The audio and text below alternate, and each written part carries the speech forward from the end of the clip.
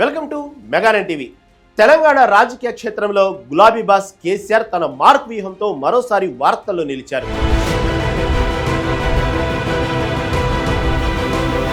Assembly శీతాకాల సమావేశాలకు ముందే ప్రతిపక్ష నేతగా ఉన్న కేసీఆర్ సభలో ప్రభుత్వ వైఫల్యాలను ఎండగట్టేందుకు తన ప్రధాన అనుచరులను సిద్ధం చేశారు. ఇందులో భాగంగా బీఆర్ఎస్ శ్రేణుల్లో ఉత్సాహం నింపేలా కీలక నేతలకు ప్రమోషన్లను కట్టబెట్టారు.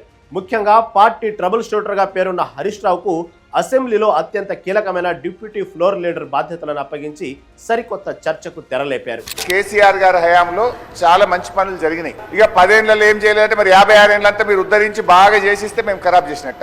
అప్పుడు కూడా కాంగ్రెస్ పార్టీయే.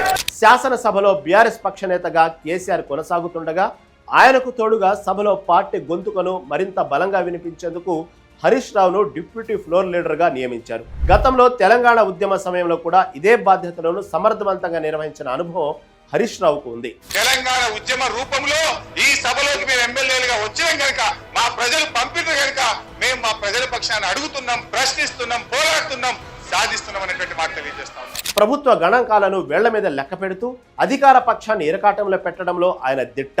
ఇప్పుడు అసెంబ్లీ సాక్షిగా కాంగ్రెస్ ప్రభుత్వాన్ని నిలదీసే బాధ్యతను కేసీఆర్ తన ప్రధాన అస్త్రానికి అప్పగించారు. హరీష్ రావుతో పాటు మరో 2 సీనియర్ నేతలకు కూడా డిప్యూటీ ఫ్లోర్ లీడర్ పదవులు దక్కాయి. హైదరాబాద్ రాజకీయాల్లో బలమైన నేతగా ఉన్న తలసాని శ్రీనివాస్ యాదవ్కు ఈ పదవి ఇవ్వడం ద్వారా నగర సమస్యలపై గళం విప్పాలని కేసీఆర్ సంకేతాలు ఇచ్చారు. అలాగే మహిళా పక్షపాతిగా తన వాణిని వినిపించేందుకు మాజీ మంత్రి సబితా ఇంద్రారెడ్డిని కూడా డిప్యూటీ ఫ్లోర్ లీడర్గా నియమించి అందరినీ ఆశ్చర్యపరిచారు. ఇలా 3 ఉద్దండులను రంగంలోకి దించడం ద్వారా అసెంబ్లీలో ప్రతి నిమిషం యుద్ధ వాతావరణం నెలకొనేలా ప్లాన్ చేశారు. కేవలం శాసనసభలోనే కాకుండా శాసన మండలిలో కూడా కేసీఆర్ తన మార్క్ నియామకాలు చేపట్టారు.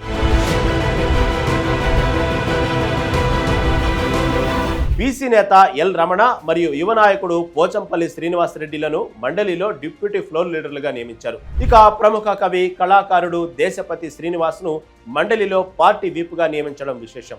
సభలో క్రమశిక్షణను కాపాడటంతో పాటు అంశాల వారీగా ప్రభుత్వానికి చుక్కలు చూపించేలా తన టీంను కేసీఆర్ ముస్తాబు చేశారు. రాష్ట్రంలో ఫోన్ ట్యాపింగ్ మరియు ఆపరేషన్ సింధూర్ వంటి వివాదాలు ముదురుతున్న వేళ కేసీఆర్ తన ప్రధాన బలగానికి కీలక బాధ్యతనివ్వడం ద్వారా క్యాడర్లో నూతనోత్సాహం నింపారు. 2025 చివరి నాటికి రాజకీయ పరిస్థితులు వేడెక్కుతున్న తరుణంలో రాబోయే అసెంబ్లీ సమావేశాల్లో అధికార ప్రతిపక్షాల మధ్య మాటల యుద్ధం క్లైమాక్స్ కు చేరుకోనుంది. కేసీఆర్ అప్పగించిన ఈ కొత్త బాధ్యతలతో హరీష్ రావు అండ్ టీం అసెంబ్లీలో ఎలా చెలరేగిపోతారో చూడాలి.